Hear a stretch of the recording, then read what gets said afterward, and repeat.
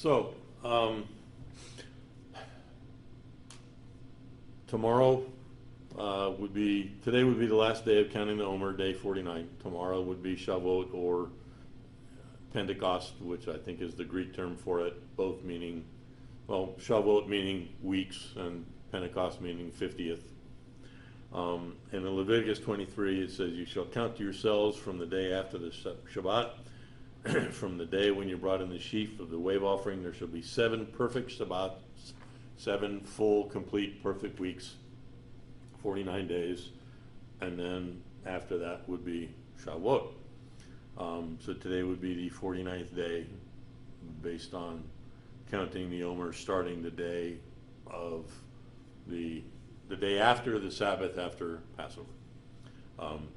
Some say the Omer count starts the day after the weekly Sabbath, after Pesach. So it's always on a Sunday, and so would Shavuot be always on a Sunday.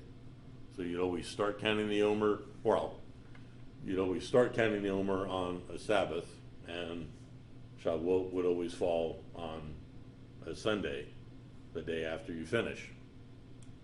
So the Omer would start and finish on a Sabbath, the weekly Sabbath, and then Shavuot would be the day after, a Sunday.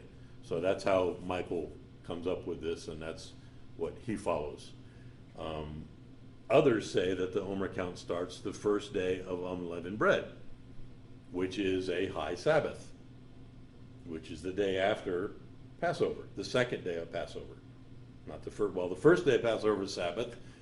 The second day of Passover is also Sabbath because that's the first day of unleavened bread. And so some say that this is referring to the first day of unleavened bread when you start counting the Omer, which would be Nisan 16. And that would always put Shavuot on Sivan 6, which would have been last Thursday. Or Friday, I think. I forget. It was Friday. Friday, yeah, it would have been yesterday. Right. And so that's where there's the difference, because the passage, it says you start counting the day after the Sabbath, but it doesn't specify which Sabbath. Now, some assume that's referring to the weekly Sabbath, which is the camp Michael falls into. Others feel it's referring to the Sabbath that's immediately after Passover, which is the following day, because that's also a Sabbath. That's where they come up with the difference. And so, and even back in the first century, they were debating this.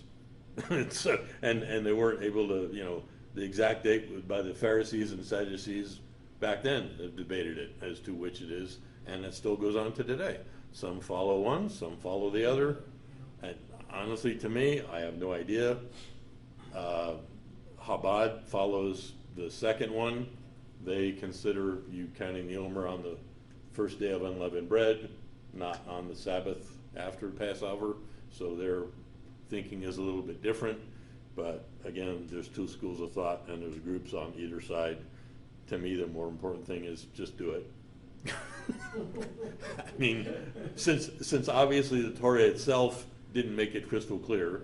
As long as you're counting them like we're supposed to, right? Well, I think the important thing is that you count it, and you count it to yourself, and you address yourself and whatever issues you think you need to be dealing with during that Man, sifting. Those 50 days were rough, man. Well, that's good. They should be. Serious rough. Right. I mean, as most things in the Talmud and the Midrash and all of that, the rabbis debate, and it's like, you're right, no, you're right, no, you're right, yeah, we're all right. And so it's like, okay, fine. So in preparing for Shavuot, that's where we count the Omer, and we're counting it to ourselves. You're perfecting yourself. You're perfecting your soul, your midot. At least we're supposed to be. That's the whole idea. Refining and sifting. Because on Shavuot, when you think about it, we're getting ready to receive the greatest gift or gifts that you could possibly imagine. The Torah, the Ruach HaKodesh, being wed as Israel to the creator of the universe. I mean, what greater things could there be? And this is what we're getting ready for. And so I think it's a time that should be taken seriously. And like you said, it should be a difficult time. You should be working on things.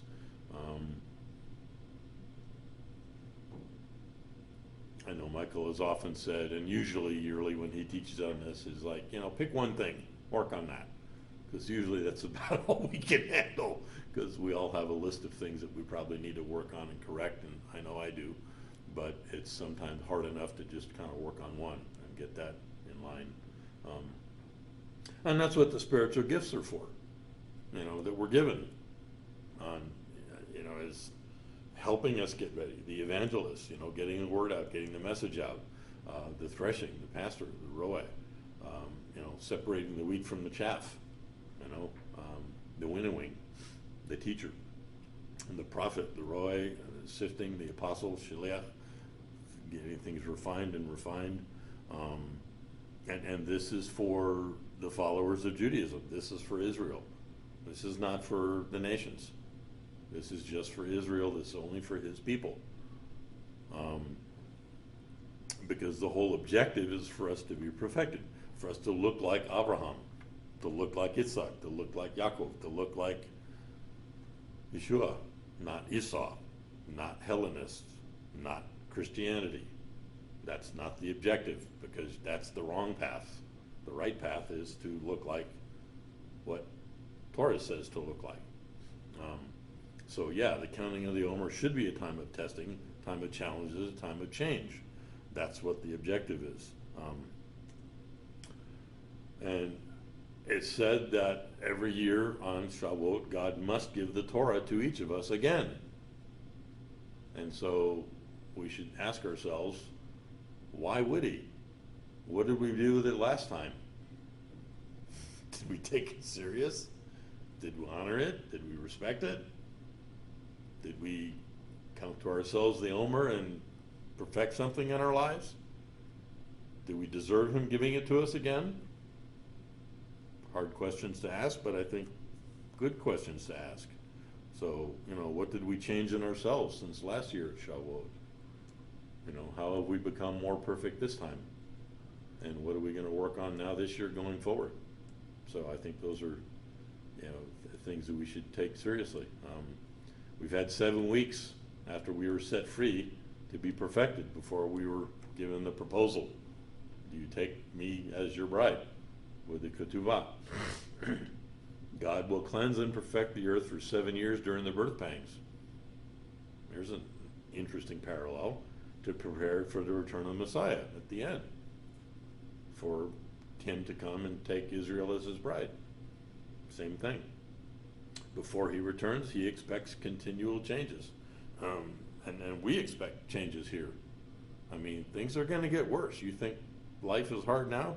You think things are upside down and anti-Torah now? Buckle up, buddy. I mean, just look at what's happening with the rampant forced acceptance of gays and homosexuality and transsexuals. I mean, they're just ramming it down our throats, wanting to be normalized, and pedophilia and all this other satanic stuff. And this is just pictures of the way things are going to be, hell breaking loose on earth. And I expect it to fully just continually, and financial markets and everything else for that matter. It's just going to get worse and worse until the birth pangs start. So yeah, I expect that we're going to see continual change. So we need to be working on ourselves, because there's really nothing we can do about the rest of that. I mean, and it's preordained by God. It's got to be this way. This is what's supposed to be. And so we need to work on what we can work on. And I think that these things, and others agree and say that these are to eliminate the fence sitters and the lukewarm. It's separating. So, okay, which side do you fall on? Who you for? Pick your team. There's no more middle ground. Are you for God or are you against him? Because I think for a long time there's been people, very wishy-washy, and it's been acceptable to be that way. It's like, I don't know, But I think as things heat up, it's like, okay, there's no more really room for that. It's like, make up your mind. You know, you're either for Messiah and you belong to him, or you're against him. Choose this day who you're going to serve. And I think that's part of the reason for why this has to happen. So you can divide and see, and it'd be clearly indicated, okay, whose camp are you in? You know, are you God's people or are you not? The 10 words, or 10 commandments, Aseret HaDibrot, our relationship, they're kind of broken down into 2 categories, with the first section being our relationship with the Creator, how we relate to God, or we're supposed to.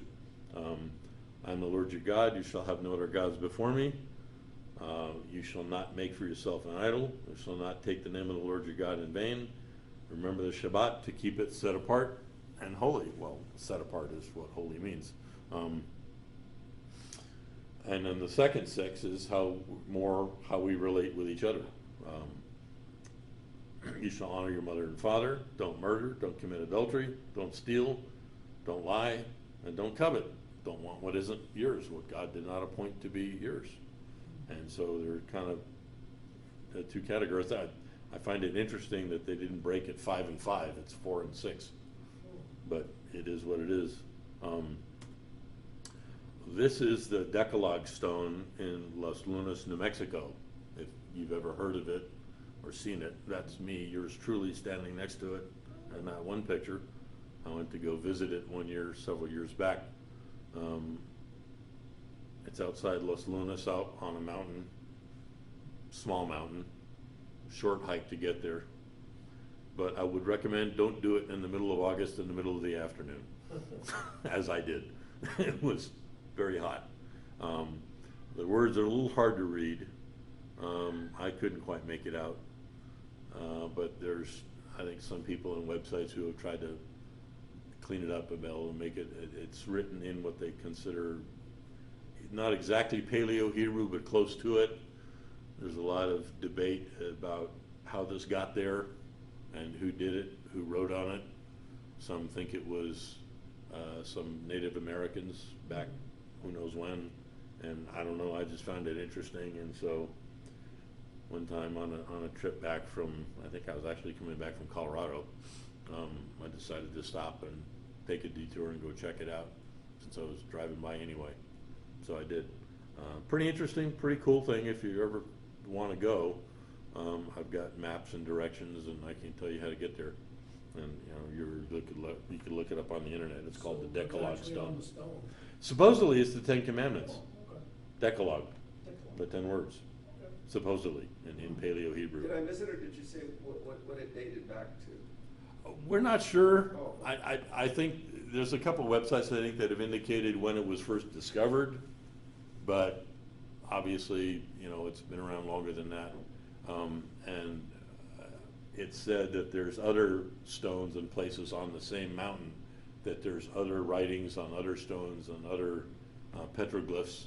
I didn't bother going to look for any of those or check them out. I wasn't able to find any information as to exactly where on the mountain they would be. And like I say, this one I found in the middle of the afternoon, and so I didn't want to be out there all afternoon, looking for the others when I didn't know where they might be. But that might be interesting to do. So on Shavuot, it said that that's when the Torah was giving, the divine summary of human duty to all man. And it's interesting that, even a lot of people and groups that are not religious, secular, they feel like that basically the 10 Commandments are supposed to be adhered to. Almost universally, people would agree that you shouldn't steal, you shouldn't murder, you shouldn't covet, honor your parents, this and that. There's some people that completely disagree with all of that, and that's fine, whatever. But, even those people that claim to have no religious affiliation would agree basically with these basic tenets of how should you live among your other fellow human beings, or at least the last 6 of them anyway, maybe not the first 4. The moral law. And if you think about it, without that, what have you got? You've got anarchy, you've got pure chaos, really. And that's probably why it's so recognized worldwide. And it said that it was written on originally sapphire tablets, that were taken from, hewn out of the throne of God itself. Quite interesting. And that they were prepared even on the eve of creation. So even before the world was formed, these tablets were prepared for the giving of the Torah. I guess they weren't inscribed on yet, because that happened then at Shavuot with Moshe on the mountain. But I guess the tablets were already done and set apart. So, okay, these are ready. At least that's what the sages say. So who knows? I guess there's debate about that. Rabbi Yochanan said when God's voice came forth at Mount Sinai, it divided itself into 70 human languages so that the whole world might understand it. All at Mount Sinai, young and old, women, children, infants, according to their ability to understand. And it said that there was people there from all nations and all people groups, 70 at the time. And it was pointed out that at Pentecost, in the book of Acts, it says that everybody heard the voices in their own language. Mm-hmm. It doesn't say the voices were said in different languages. They were heard in different languages. So what was said was in one voice, in one language, and people heard it differently. So it was a miracle in the way of the hearing, which is quite interesting. And it makes me wonder if that was the same way originally on Mount Sinai. Maybe God's voice was one voice the way it was, and all the people heard it the way they heard it in their own language. Possibly the same thing. The sages say that all were healed on that day, and all infirmities. So there was no blind, no lame, no deaf. A day of miracles, which I could see that. That Torah was heard by the whole world in every nation, so no one is without excuse, which fits, right? Kind of makes sense. Like everybody's heard it. All our souls were there, the soul of every Jew, past, present, and future. All and all that would become Jews. So not just those born of Israel, but obviously there was a mixed multitude there. There was people from Egypt that had followed and wanted to be a part of Israel. And so there was Goyim from all the nations. And so all the souls of everyone who ever would be a part of Israel, grafted in or born naturally, were there to hear it, so they say. It was a time of freedom, celebrating their freedom from Egypt and bondage, a time of liberty and spiritual awakening, coming into the moral code and understanding of how to live right with one another and how to be in right relationship with God, the Creator. It was Bikurim, the first fruits, a day of congregational unity. When you think about it, everybody was all together and one harmony, all doing the same thing. It was a festival of revelation, the conclusion of Pesach, if you think, because this is kind of the end of Passover and the Omer counting, and then there's this, and so it wraps it all up, puts a nice bow on it. And how your year will be spiritually, they say, is based on how you spiritually are now at Shavuot. So whatever your spiritual condition is on Shavuot, after you've dealt with counting the Omer to yourself for those 49 days and 7 weeks and the condition you're in now, well, that's how your year's going to be, so they say, spiritually. It's the middle festival in between Pesach and Sukkot, and those are the only three that Israel is said to come up to Jerusalem. The other Moedim, you're not required to be there. Those three, it says, no, you come to the temple, you come to Jerusalem. And this one is in the middle, which in Judaism is said that that's a coveted position because it holds up the other two, comparing it to the middle beam of the Mishkan, which is kind of interesting. And if you think about it, if you don't have the middle one, then the other two can't stand and they collapse, and without that you don't have Torah. Without Torah you don't have Pesach, and you don't have Sukkot. You don't have either one, basically, if you don't have Torah. So it kind of fits that's the supporting of the other two, and I can see why that's a respected and coveted position, why it's meaningful. It's a festival of going from being slaves to free people with a purpose.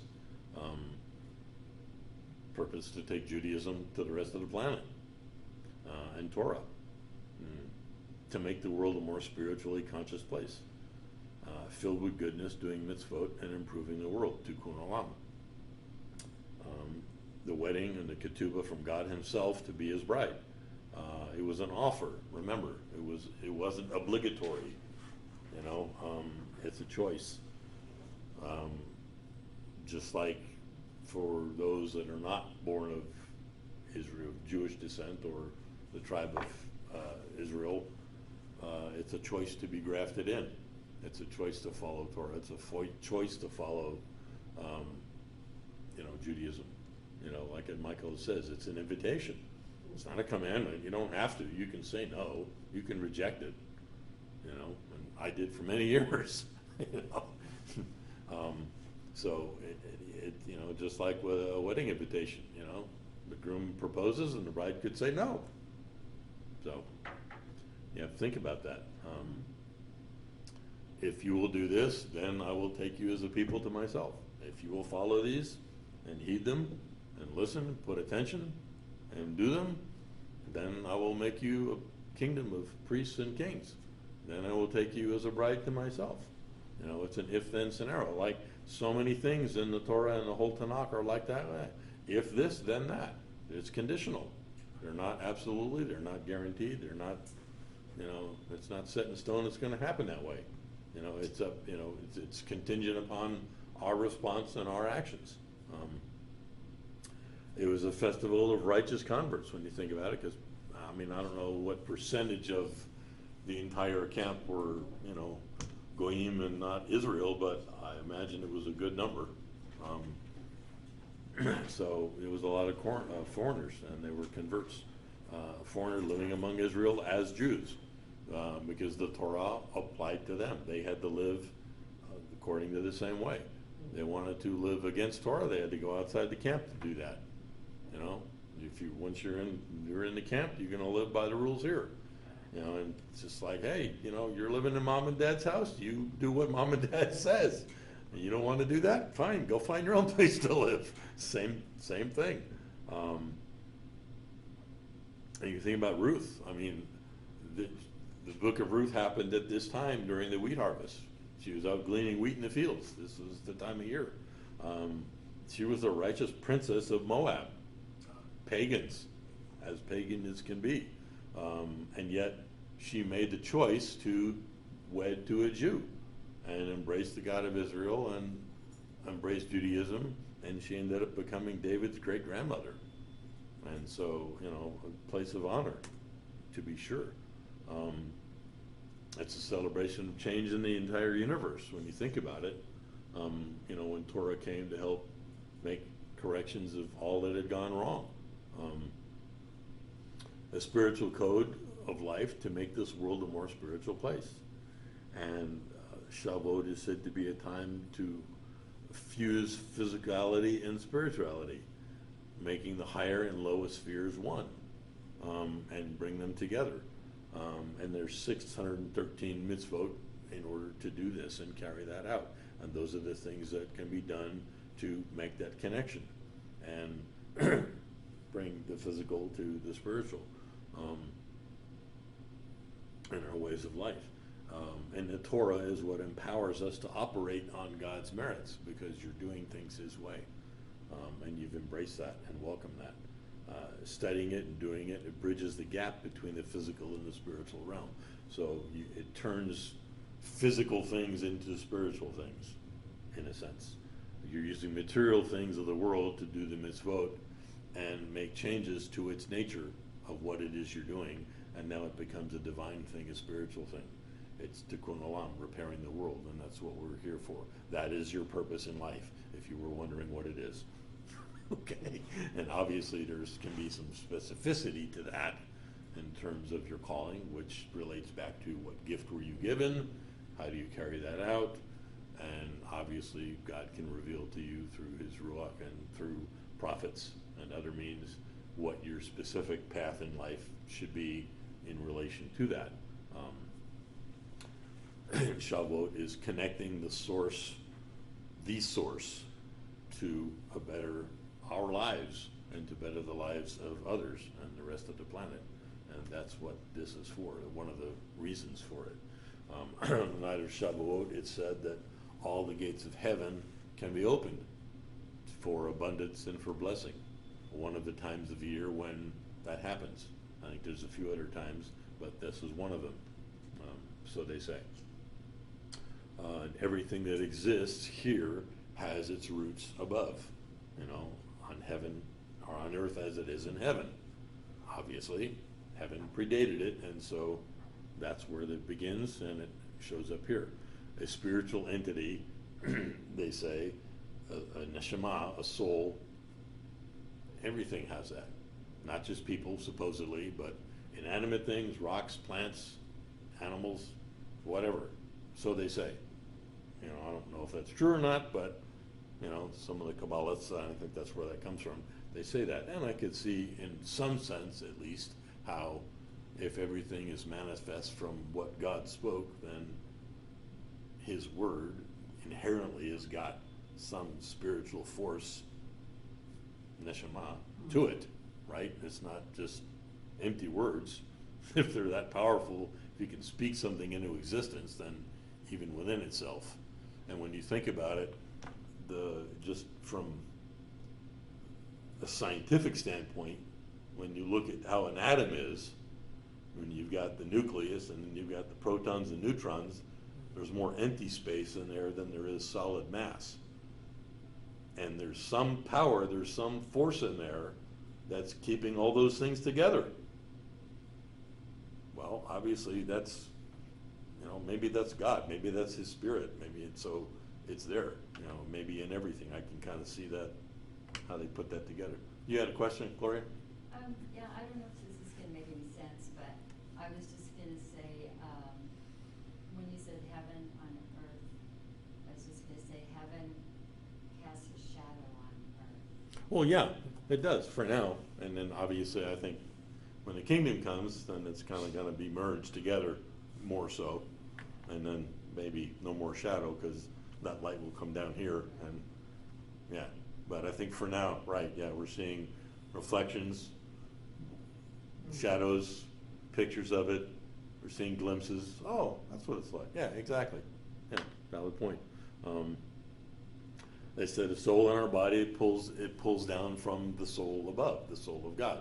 That's where our soul came from originally. And it was breathed into humankind, and it went on from there. And so, our soul feeds off of God itself, the soul of God. And our soul should be a representation of him. And we're to be his representatives here. We're emissaries. And how do we do that? Well, through our soul being connected through him by living as we're supposed to be, as was given in the Torah and the mitzvot. Yeah. I think it's like what I said. I think it's a picture. I'm sorry? A picture. Yeah. Of how we're not a total light yet. We don't have total light like in heaven. Oh, we're not perfect. There's No. shadow, no darkness, nothing. But heaven is casting a shadow. It's almost like grace, or because it does, shine on us. But we have that shadow between us and heaven until we're in heaven, where there is no shadow and there'll always be light. And I think that's the picture I was trying to see. Okay. Why? Because when I said heaven casts a shadow, it didn't make sense to me, although I was supposed to say it. But then as I meditated on it, it does make sense because heaven is pure, no shadows. But we're not yet, or just not yet. No, we're not that. Not yet. Right. But nonetheless, we are to be a reflection of it, yeah. And representative of it. We're trying Yeah. to get more light. Right, yeah. And, and we are to pull down the blessings and abundance, and the shefa is supposed to flow, and it's not for our own personal benefit, it's for the benefit of the rest of mankind. And we need to make sure that our ratzon, our desires, are rightly aligned with what's flowing down to us, and what God's bringing us. And we need to make sure, check yourself. That's what the whole 49 days was about. And everything from God is for our tikkun, to repair ourselves and our souls, and for us to help repair the rest of the world, and whether or not it's, us getting something or not getting something, whether it's something we hope for or the exact opposite of that. That's what we needed. That's for our benefit. That's for our own good. And that's a tough nut to crack. It's a very hard thing to accept sometimes. And a lot of people don't buy into that. A lot of people feel like they need to pray against all of the things coming in their life. And instead of realizing, no, that came from God. You might want to ask him why, but I wouldn't be praying against it. If he sent it to you, then he sent it to you. It didn't come from the devil, unless God told the devil to bring it, in which case it's still from God. So, like I said, that's the way Judaism and Hebraic thought is. Everything in your life is as it's supposed to be, and everything in your life is from him. And if you're not on board with that, you think that's wrong, then your thinking's off. And you need, now, obviously, I think a lot of things, it's okay for us to go, okay, God, this is uncomfortable. This doesn't seem like a pleasant situation. What do I need to do here? Obviously you want my attention. Do I need to change something? Do I need to fix something? Do I need to do something different? Learn something. What is it? What is there to learn? There's something there for us to look at. And Yeshua, it becomes a light in each of us. So there again is the light coming down to earth. Well, the light's already in us if you have Torah. I mean, it's there already. You have it. You just have to pay attention to it. Yeah, well, because Jesus is the Torah. He's the Word. So tradition says that King David was born on Shavuot. It doesn't really say that, I don't think, in the Tanakh, but this is the tradition that they say, and I don't have any question or doubt about that. They're probably right. Why else would they come up with that? So that's interesting. And Shavuot supposedly is also the day of the passing of the Baal Shem Tov, supposedly. And there's probably other people that were either born or died great names on that day too. I'm not sure. I'm not aware of them, but I am aware of these two at least. 10 interesting facts about Shavuot. Some of these you may be aware of. That obviously, yes, it's the date that we received the Torah. It occurs on the 50th day of the Omer count, or the day after the finishing of the Omer count. Most often on Sivan 6 and 7, it's 2 days. But again, that would depend on when you start counting the Omer. So it may or may not fall on Sivan 6 if you fall into the group that believes you start counting on the day after the weekly Shabbat. If you think you start counting the day after Passover, it's always going to be on Sivan 6. It ends the period of partial mourning between Passover and Shavuot. So the counting of the Omer is considered to be a time of partial mourning, which makes sense because we're counting to ourselves areas of our life and our behavior and thinking that need to be refined and perfected. So not really a celebratory thing. And typically, traditionally, there's no big parties, there's no celebrations, there's no marriages, no weddings, no cutting of the hair, and some people take even further actions. They don't go to movies, they don't do a lot of things that are considered to be joyful and fun during that time. They consider it like a partial mourning, so to speak. The name Shavuot means Festival of Weeks, coming out of slavery in Egypt, making ourselves ready to receive the Torah, as we talked about. It's also customary, obviously, to attend synagogue on Shavuot, which is probably a reflection of it was one of the 3 Moedim that you're supposed to go up to Jerusalem, to the temple. Well, there is no temple. We can't do that. And plus now we're not living in Israel anyway. And so you go to synagogue. and it is a Shabbat. It's considered a Shabbat. And typically, the book of Ruth is read. And as I said, that's because the book of Ruth was written at this time of year. She was out in the fields gleaning wheat. So this is when that happened. And that's why the book of Ruth is read. And, she was a Moabite. She made a choice to marry a Jew and abandon her pagan past and follow the God of Israel, as we talked about. Just as following the Torah is a choice for us. It's a tradition to eat dairy. Babies are nourished by milk, and Torah is a picture of milk for us and feeding us because we're spiritually nourished by Torah. And I think we've mentioned before that the ink that the sages of the scribes write the Torah in is shipped in baby bottles. As a picture of the Torah being milk, as our spiritual nourishment. It's customary also to decorate the synagogue in our homes with flowers and greenery because the harvest and things coming to life and being full, and so it's decoration. And also kind of if you think if the last 49 days and 7 weeks was kind of a more partial morning, it's like, okay, great, that's over. Let's make things pretty again. Bring some joy back.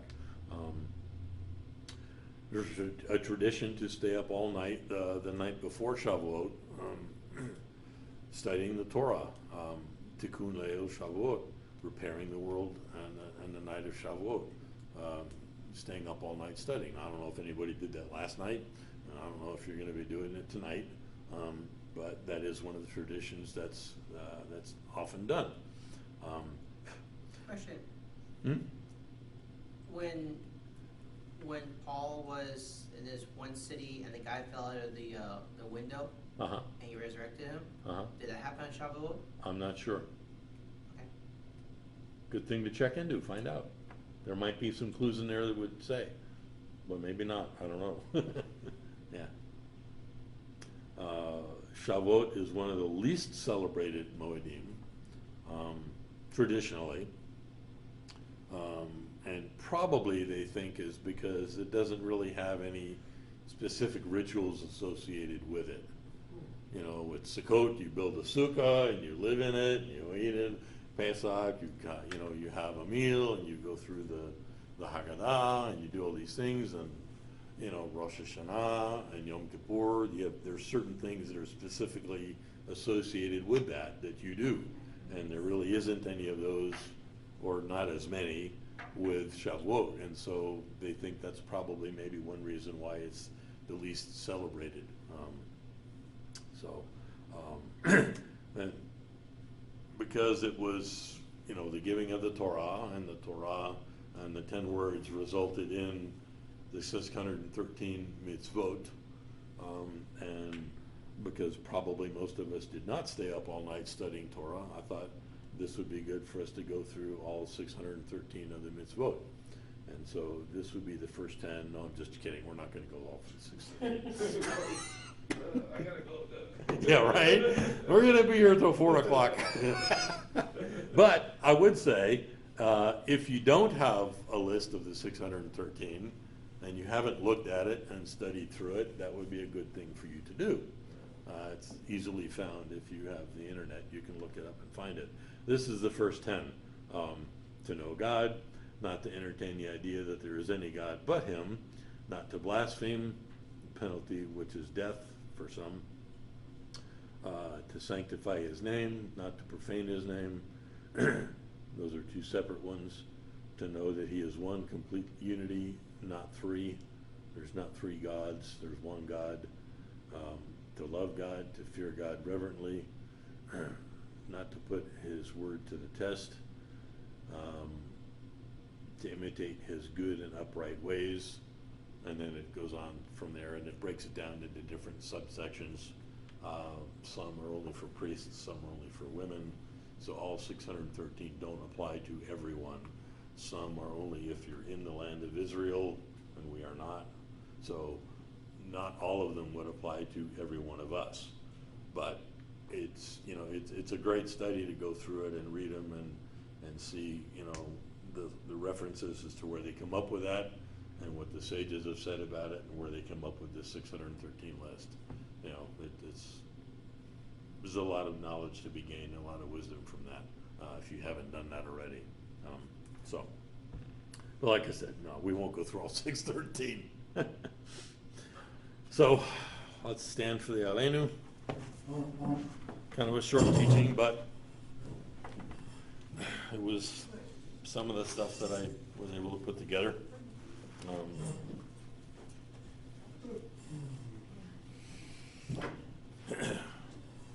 Aleinu l'shabeach la'aton ha'kol לתת גדולה ליוצר בראשית, שלא עשנו כגוייך ארצות, ולא שמנו כמשפחות האדמה, שלא שם חלקנו כהם, וגורלנו ככל המונם.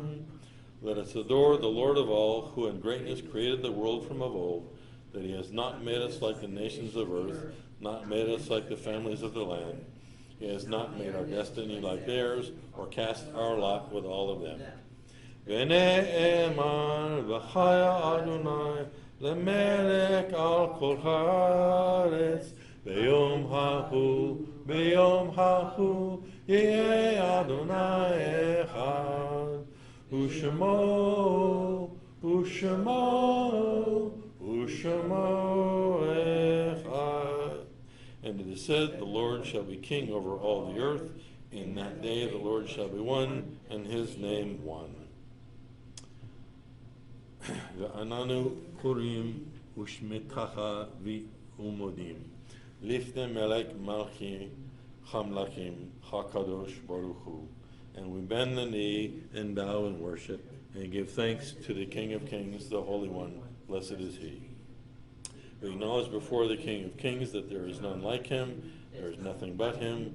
As Torah says, know that the Lord, he is God, in the heavens above and on the earth beneath. Ein od milvado, there is nothing else but him. Amen.